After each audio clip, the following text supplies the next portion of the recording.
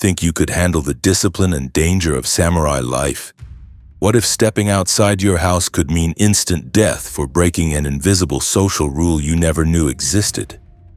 That forgetting to bow at the exact right angle could result in your head being separated from your shoulders? We've all seen the movies, the honor, the beautiful cherry blossoms, the elegant sword fights. Hollywood has painted feudal Japan as a mystical, romantic era where noble warriors lived by an honorable code. But here's the brutal truth. If you were transported back to samurai-era Japan right now, you'd probably be dead within a week. The reality of life in feudal Japan was so harsh and alien to our modern sensibilities that 99.9% of us would not have survived. The reasons why will absolutely surprise you. The brutal social hierarchy that could kill you. Let's start with something that would probably end most of us before we even made it through our first day. The rigid, unforgiving social hierarchy that governed every aspect of Japanese life. Imagine waking up in a world where your birth determines not just your opportunities, but your very right to exist. The Japanese social system was built on 4 distinct classes. At the top sat the samurai, the warrior class representing less than 10% of the population but holding all real power. Below them were farmers who, despite producing the food, lived in crushing poverty. Then came artisans, and at the bottom were merchants, barely considered human. These class distinctions were enforced with immediate, brutal violence. A merchant who wore silk clothing reserved for higher classes. Death. A farmer who failed to bow low enough when a samurai passed. Execution. A commoner who stepped on a samurai's shadow. Death on the spot. Picture this. You're walking down a street in Edo when you see someone approaching. In our modern world, you might nod politely. In samurai-era Japan, you'd need to instantly assess this person's social status, then respond with the exact appropriate level of deference. Too little respect, you're dead. Too much respect to someone below your station, you've humiliated yourself and possibly earned death. The samurai class held kiri suta gomen, literally authorization to cut and leave. This legal right allowed any samurai to kill any commoner on the spot for perceived disrespect. No trial, no investigation, no questions asked. Your life could end because you bowed at a 30-degree angle instead of 45 degrees. You're thirsty, so you approach a well. But is this well suited for your social class? Use the wrong well and you could be beaten to death for polluting their water source. You see beautiful flowers and stop to admire them. Those flowers are in a garden for samurai families only. Your appreciation has become trespassing, punishable by death. Even housing could kill you. Commoners were forbidden from building houses with more than 1 story or using certain roof tiles. Violate these restrictions and authorities would demolish your home and possibly execute you for pretensions above your station. Every interaction would require careful calculation of social dynamics we don't even have words for. You'd need to master dozens of different levels of honorific language, know exactly how long to bow for different classes, and understand complex rules about eye contact and walking patterns. Could you live in constant terror of making a fatal social mistake? Could you train yourself to treat other human beings as gods whose displeasure means instant death? Most of us couldn't handle the psychological pressure for even a single day. But surviving the social minefield was just the beginning. Even if you somehow mastered the deadly dance of hierarchy, the necessities of staying alive would assault your body in ways that make our worst days seem like luxury vacations. Physical survival challenges that would break us. Now let's talk about the brutal physical realities that would eliminate most of us even faster than social missteps. The basic necessities we take for granted were either non-existent or primitively dangerous. Water was often brown with filth, contaminated with human and animal waste, and teeming with bacteria that would send you into violent dysentery. The water sources served multiple purposes: drinking, bathing, washing clothes, and disposing of waste. The same water you needed to survive was also the town's toilet. Most people lived in constant dehydration because drinking available water was often worse than going thirsty. When you got sick from contaminated water, which you inevitably would, There were no antibiotics, no medical understanding of bacterial infections. You'd suffer through explosive diarrhea and vomiting until you either recovered through luck or died from dehydration. The average person's diet consisted of rice, if fortunate, supplemented with pickled vegetables, small amounts of fish, and foraged plants.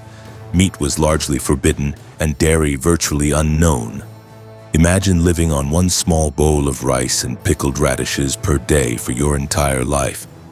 Malnutrition was so common it was normal. Vitamin deficiencies caused scurvy, rickets, and night blindness. Your teeth would rot and fall out. Your bones would become brittle. Your immune system would be so compromised that a simple cold could develop into fatal pneumonia. Most people lived in single-room houses with dirt floors, paper-thin walls, and leaking roofs. In winter, temperatures dropped below freezing inside these structures. No central heating, no insulation, and fuel was too expensive for common people. You'd sleep shivering and wake with frost on your blankets. Your clothing would be rough, scratchy fabrics providing little warmth. You'd own perhaps 2 garments total, patching them repeatedly until there were more patches than the original fabric. Shoes were luxury items. You'd walk barefoot on rough stones through mud across frozen ground that would crack your feet. Personal hygiene barely existed. Most people bathed perhaps once a month. Soap was beyond reach. You'd live with overwhelming body odor, greasy matted hair, and reeking clothes. Lice, fleas, and parasites would make homes on your body, causing constant itching. Medical care was primitively dangerous. Broken bone, hope it heals straight. Infection? Pray to whatever gods you believe in. Surgery? A monk with a rusty blade and no sterilization concept. Most treatments involved bloodletting, poisonous herbal remedies, and useless spiritual rituals. Women faced additional horrors during childbirth. With no germ theory understanding, no pain medication, no sterile procedures, pregnancy was often a death sentence. Maternal mortality rates were astronomical, and infant mortality was so high that parents often didn't name children until several years old. Could you handle chronic hunger, thirst, cold, pain, and illness as constant companions? Could you maintain sanity while living in conditions we'd consider torture? Most of us couldn't survive even the basic physical requirements. Before we dive into the medical nightmares that await, take a moment to like this video and subscribe to the channel. Trust me, you're going to want to see how much worse things get from here. And if you thought contaminated water and starvation were bad, wait until you discover what passed for medical care. The treatments alone were often more terrifying than the diseases they claimed to cure. Disease and medical horrors that would finish you off. But let's say you somehow adapted to the malnutrition, contaminated water, and brutal living conditions. You'd still face a medical nightmare that would make modern people pray for death. The disease environment of feudal Japan was so hostile that a simple scratch could become a death sentence, and the medical treatments available were often more terrifying than the illnesses themselves. Epidemic diseases swept through Japan regularly, killing massive portions of the population with no understanding of prevention or treatment. Smallpox, typhoid, dysentery, and plague would tear through communities like wildfire. When these epidemics hit, people would die by the thousands, their bodies piling up in the streets because there weren't enough healthy people left to dispose of the dead. Picture this. You wake up with a fever. In our world, you'd take some medicine and maybe see a doctor. In feudal Japan, you'd know you might be dead within days, and there's absolutely nothing anyone can do to help you. No antibiotics, no pain relievers, no IV fluids, no understanding of what's killing you. You'd simply lie there, burning with fever, vomiting blood, and waiting to see if your body could fight off whatever was destroying it from the inside. The parasites alone would drive modern people to madness. Intestinal worms were so common that having a belly full of writhing parasites was considered normal. These weren't just uncomfortable. They'd grow to enormous sizes, sometimes several feet long, feeding off your already inadequate nutrition and causing excruciating pain. You'd feel them moving inside you, but there was no way to remove them safely. Skin parasites were equally horrific. Scabies mites would burrow under your skin, creating tunnels that itched so intensely that people would scratch themselves bloody. Fleas and lice would cover your body in painful, infected bites. Botflies would lay eggs in your skin, and you'd watch maggots literally eat you alive from the inside while you were still conscious. But perhaps most terrifying were the medical treatments that would be inflicted on you. Got a headache? A monk might drill a hole in your skull to release the evil spirits. Suffering from mental illness? You'd be chained to a wall and beaten regularly until the demons left your body. Broken a bone? It would be set without any pain relief, often incorrectly, leaving you permanently disabled. Surgery was a form of torture that few people survived. Imagine needing an operation and being held down by several strong men while a doctor cut into your body with unsterilized knives. No anesthesia, no antibiotics, no understanding of how to prevent infection. You'd feel every cut, every probe, every stitch, screaming in agony while hoping you'd pass out from the pain. The surgical instruments themselves would horrify modern people. Rusty saws for amputations, crude hooks for extracting foreign objects, and heated irons for cauterizing wounds. These tools looked more like torture devices than medical equipment, and they essentially were both. Childbirth, as we've mentioned, is often fatal, but the specific medical horrors deserve emphasis. Women would labor for days without pain relief, sometimes dying from exhaustion before the baby was even born. If complications arose, the solutions were often worse than the problems.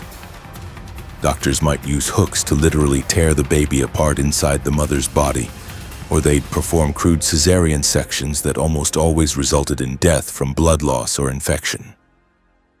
Mental illness was treated with methods that would be considered torture by modern standards. People suffering from depression, anxiety, or other conditions would be chained in dark rooms, beaten regularly, starved, and subjected to exorcism rituals that could last for weeks.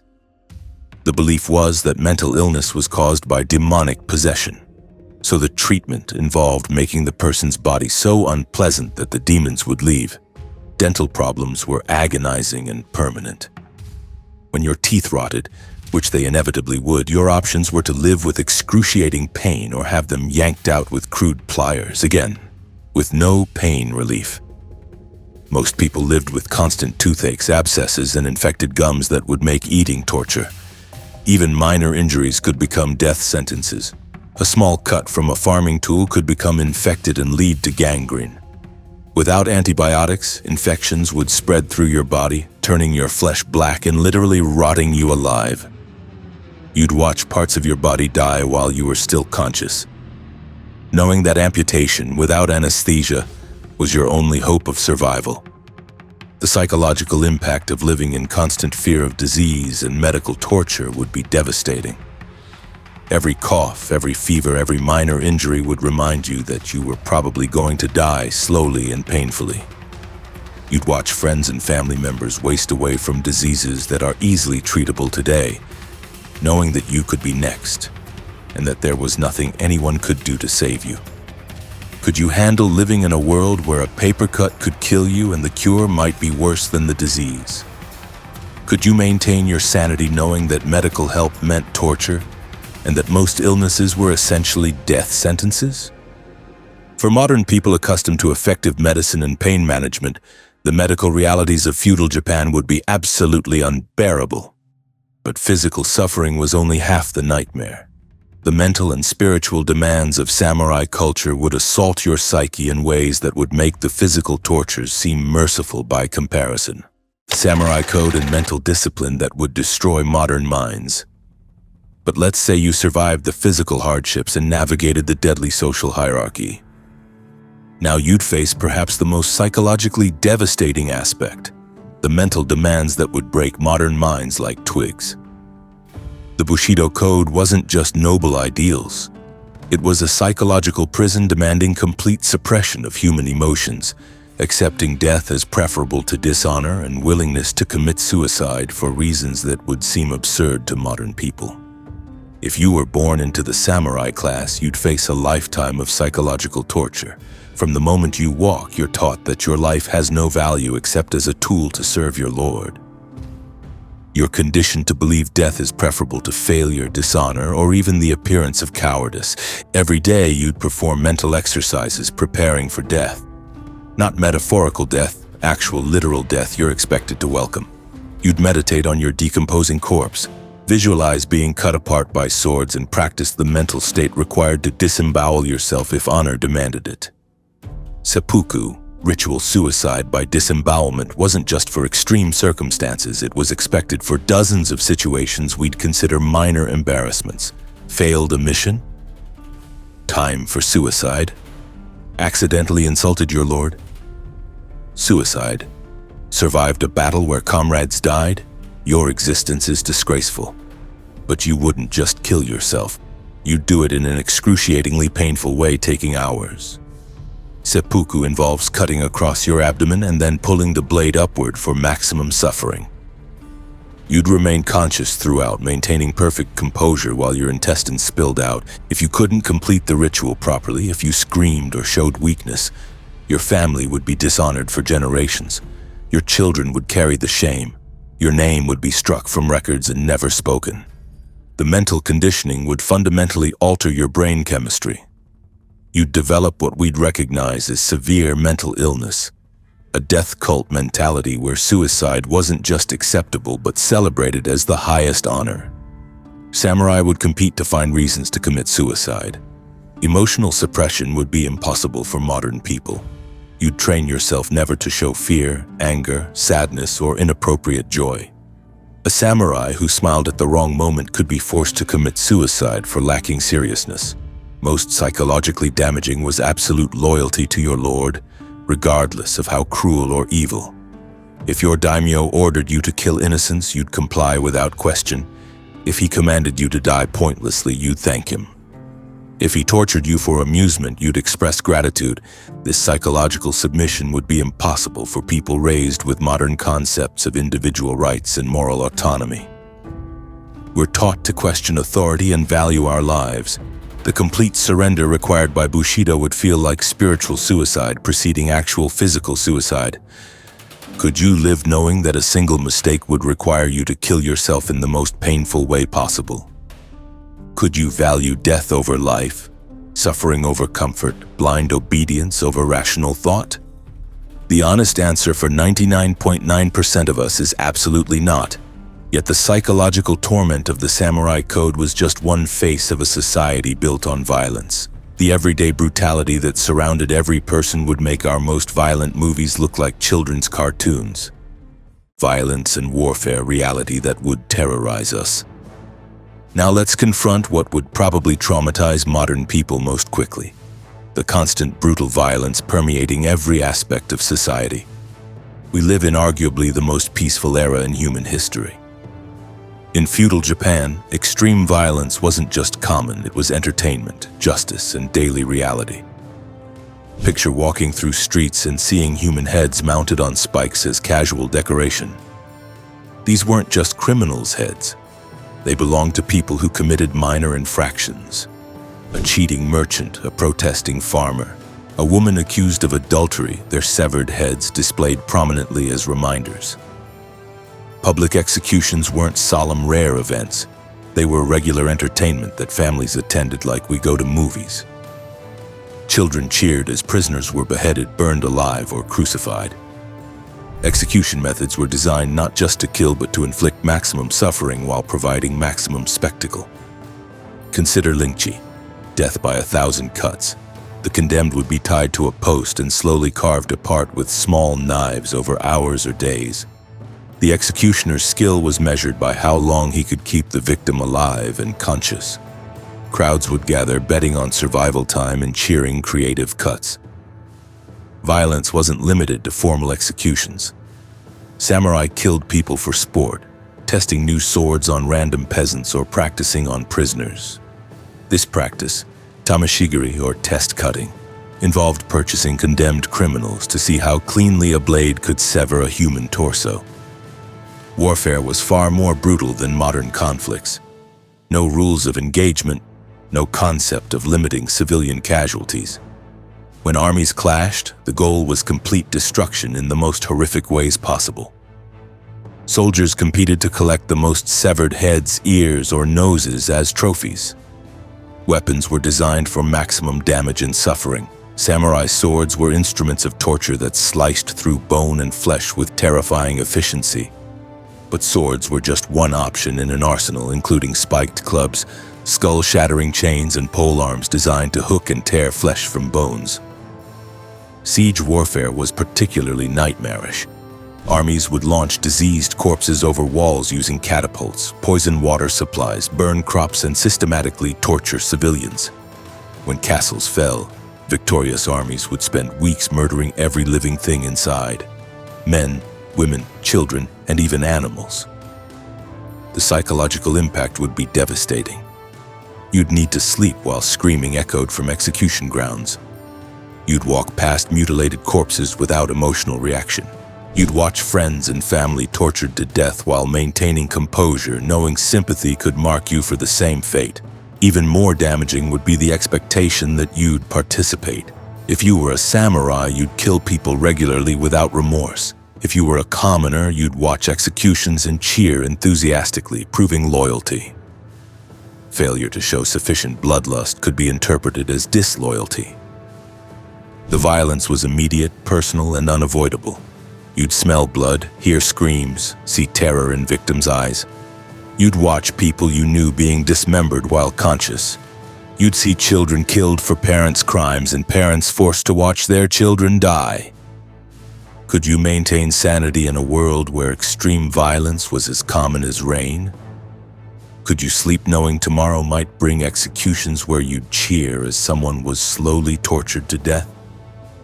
Could you raise children where witnessing brutality was normal? For modern people accustomed to relative safety and psychological distance from violence, the answer is almost certainly no. But if you think the violence was the worst part, consider this. At least men had some agency in this nightmare.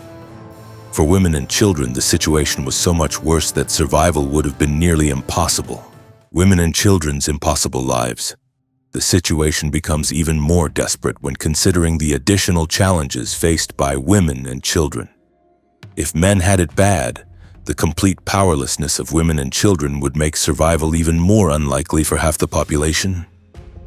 Women's lives were so constrained they barely qualified as human beings. From birth, a girl's existence was designed to serve others. First her father, then her husband, and finally her sons. She had no legal rights, no personal property, and no voice in decisions affecting her life. As a woman in feudal Japan, you literally couldn't own anything. Your clothes, personal items, even children you birthed. None belonged to you. Everything was owned by the male household head who could dispose of it, including you, however he saw fit.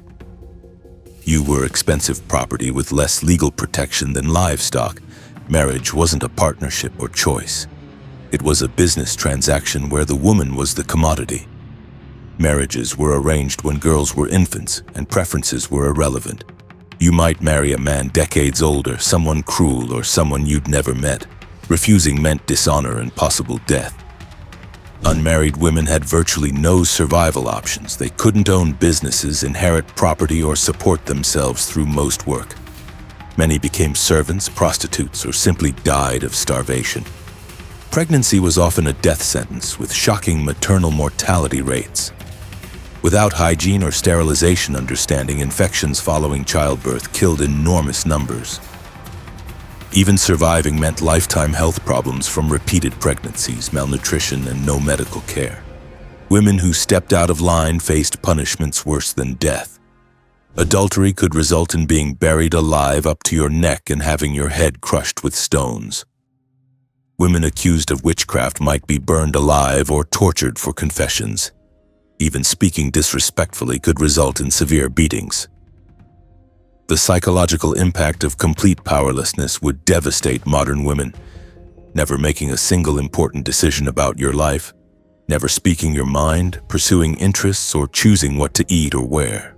Living in constant fear that any action could be interpreted as disobedience. Children faced unique horrors unthinkable by modern standards. Child mortality was so high that parents didn't bother naming children until several years old, assuming they'd probably die. Surviving infancy meant immediate work that would constitute child abuse today. Children as young as 5 worked in fields, mines, or workshops for 12 to 14 hours daily. They'd be beaten regularly for minor mistakes. Education was reserved for tiny elites, so most children grew up completely illiterate, trapped in cycles of poverty and ignorance. Samurai-class children faced different but equally harsh lives. They'd begin military training as soon as they could walk, learning to kill and preparing to die. The psychological conditioning to turn children into efficient killers while suppressing natural empathy would constitute severe child abuse by modern standards. Perhaps most heartbreaking was the children's complete expendability. During famines, parents sometimes sold children into slavery or prostitution to avoid starvation. Children might be killed if inconvenient or if resources were scarce.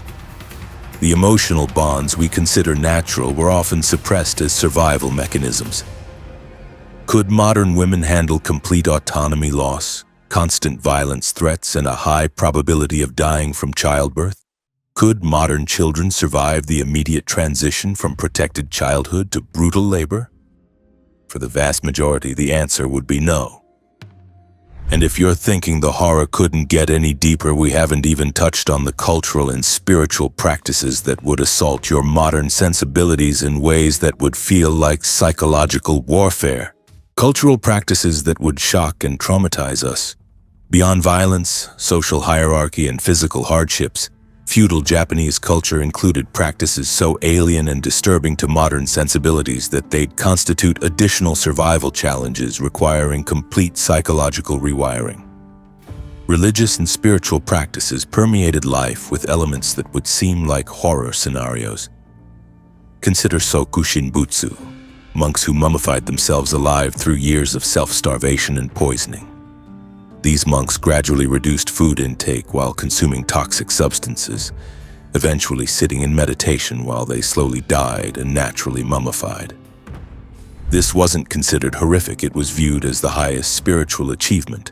Communities would support and honor these self-mummifying monks, worshipping their preserved corpses. Imagine being expected to view slow, deliberate suicide as beautiful and holy. Supernatural beliefs would equally disturb modern rational minds. People genuinely believed spirits inhabited everything: trees, rocks, household objects, places where violent deaths occurred. They believed these spirits could physically harm or kill them if not properly appeased. Daily life involved constant rituals to prevent spiritual attacks, living in genuine terror of invisible forces. Exorcisms and purification rituals involved practices that would traumatize modern observers. People believed possessed might be beaten, starved, or subjected to torture designed to drive out supernatural entities. These rituals could last weeks, and the person being helped might die from treatment while everyone believed they performed sacred duties. The justice system included punishments violating every modern concept of human rights. Trial by ordeal was common. Suspects forced to grasp red-hot metal, walk across burning coals, or submerge in boiling water. Guilt or innocence was determined by burn severity, believing innocent people would be divinely protected. Torture wasn't just for confessions, it was considered a legitimate judicial process. Suspects were subjected to horrific abuse designed to break minds and spirits completely. Methods included bamboo shoots driven under fingernails, suspension by wrists for days, and water forced into stomachs until causing internal injuries. Even everyday customs would be psychologically challenging. The concept of face or social honor was so central it required constant, exhausting vigilance. Every interaction involved complex calculations about relative status, appropriate behavior, and potential insults. A misunderstood gesture could create lifelong enemies or destroy social standing. Aesthetic practices would seem bizarre and disturbing. Blackening teeth was considered beautiful for aristocratic women, achieved by painting teeth with mixtures including iron and vinegar. The resulting black rotting appearance was viewed as the height of feminine beauty. Cosmetic practices involved dangerous substances. White face paint contained lead, causing serious health problems. Hairstyling required hours of painful manipulation with instruments that regularly cut and burned scalps. Beauty routines were elaborate torture sessions women endured because failing to meet standards could result in social exile. Entertainment included public executions, animal torture, and human suffering as a spectacle. People gathered to watch criminals tortured, laugh at the mentally ill being abused, and cheer as animals were slowly killed cruelly. Perhaps most disturbing was the complete normalization of child abuse. Children were regularly beaten, sold into slavery or prostitution, and forced into prepubescent marriages. These weren't hidden practices. They were open, accepted parts of society everyone participated in without question. Could you adapt to a worldview where torturing suspected criminals was morally necessary? Could you participate in rituals involving extreme suffering? Could you maintain psychological equilibrium in a society where practices we'd consider abhorrent were not just normal but celebrated and required?